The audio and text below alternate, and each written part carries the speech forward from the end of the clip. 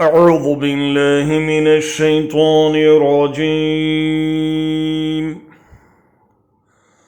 بسم الله الرحمن الرحيم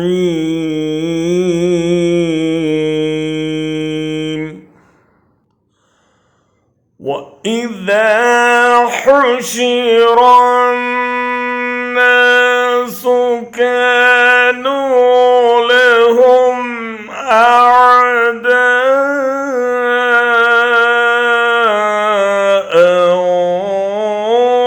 وكانوا بعبادتهم كافرين.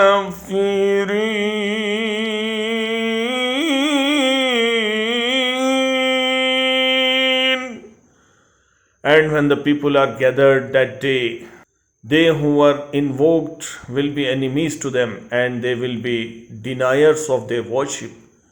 और जब लोगों को जमा किया जाएगा तो ये उनके दुश्मन हो जाएंगे और उनकी परस्तिश से साफ इनकार कर जाएंगे.